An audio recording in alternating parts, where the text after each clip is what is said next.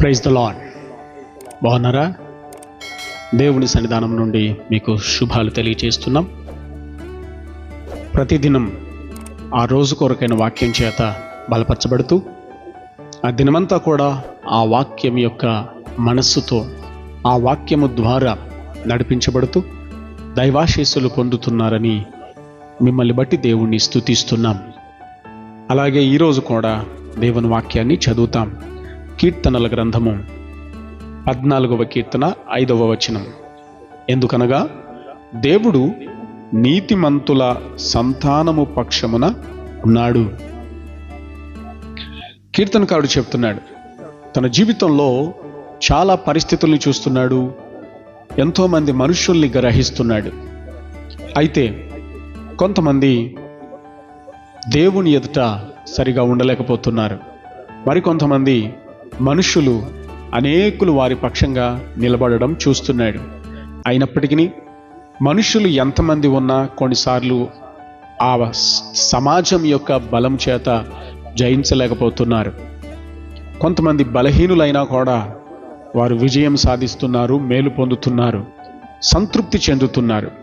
వీటన్నిటికీ కారణం ఏంటి అని ఆయన పరిశీలించి వెతుకుతున్నాడు. ఏంటంటే ప్రజలు ఎవరి పక్షంగా ఉన్నారో కాదు, కానీ దేవుడు ఎవరి పక్షంగా ఉన్నారు అనేది ప్రధానమైనదిగా అతనికి కనబడింది. అయితే దేవుడు ఎవరి పక్షంగా అయితే ఉంటాడో వారి జీవితంలోనే సంతోషం, సంతృప్తి, సమాధానం, శాంతిగా జీవించే అవకాశాలు మెండుగా ఉంటాయి. అయితే దేవుడు ఎవరి పక్షంగా ఉంటాడయ్యా అంటే కీర్తనకారుడు చెప్తున్నాడు, నీతిమంతుల సంతానము పక్షముగా ఆయన ఉంటాడు.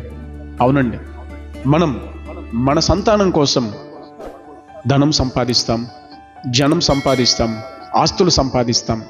కానీ వారికి సంపాదించి ఇవ్వాల్సింది దేవుణ్ణి సంపాదించి ఇవ్వాలి. నీతిమంతుల సంతానం పక్షం దేవుడు ఉంటాడు. కనుక మనమందరం దేవుని యొక్క సన్నిధానంలో నీతిమంతులముగా, ఆయన దృష్టికి నిందారహితులముగా ఉండడానికి ప్రయత్నం చేయాలి.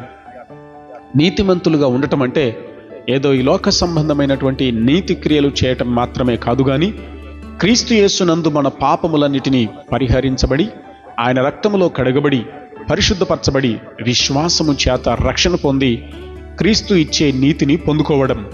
అలా ఎవరైతే క్రీస్తు నీతిని అనుసరిస్తారో వారి పక్షంగా, వారి సంతాన పక్షంగా దేవుడు ఉంటాడు. కనుక మీ పక్షంగా, మీ సంతానం పక్షంగా దేవుడు ఉండాలని ప్రార్థన చేస్తున్నాను. ప్రియులారా, మీకు మీ పక్షంగా, మీ కోసం నిలబడి మాట్లాడి సహాయం చేయగలిగే సహవాసులు, సహకారులు లేరని చింతిస్తున్నారా? ధైర్యం తెచ్చుకోండి. ఎందుకనంటే దేవుడు మీ పక్షం ఉండబోతున్నాడు. దేవుడు మన పక్షమై ఉండగా మనకు విరోధి ఎవరు అని వాక్యంలో రాసిలేదా? కాబట్టి మనుషుల సహాయం వ్యర్థమే, దేవుని సహాయమే గొప్పది. కనుక దేవాతి దేవుడు మీ పక్షంగా ఉండబోతున్నాడు. ధైర్యం తెచ్చుకోండి, నిబ్బరం కలిగి ఉండండి. మీరు, మీ సంతానం దేవుని ద్వారా నడిపించబడండి. మీరు కూడా దేవుని పక్షముగా జీవించండి. తద్వారా మీ పక్షముగా దేవుడు ఉంటాడు. సమస్త కార్యాల్ని ఆయన నెరవేరుస్తాడు, నిర్వహిస్తాడు. ఆ విధంగా ఈరోజు కూడా మీ పక్షంగా దేవుడుండి మీకు రాబోతున్న గండములలో నుంచి తప్పిస్తూ, మీ అవసరతలలో సహాయం చేస్తూ, మీకు కావలసినవి అనుగ్రహించి ఒక నూతన కార్యం చేయాలని మీకోసం ప్రార్థన చేయబోతున్నాను. ప్రార్థనలు ఏకీభవిస్తారా? పరమ తండ్రి, నీకు వందనాలు. ఈ దినం ఉదయకాల వేళ మీ ప్రశస్తమైనటువంటి సన్నిధి కొరకై, మీ వాక్యం కొరకై వందనాలు. నాయనా, మీరు నీతిమంతుల పక్షంగా, వారి సంతాన పక్షంగా ఉంటారని మాట ఇచ్చారు. అవును నాయనా, ఇదిగో మేము, మా సంతానం మీరు మా పక్షంగా ఉండగలిగేటట్లుగా అనుగ్రహించండి.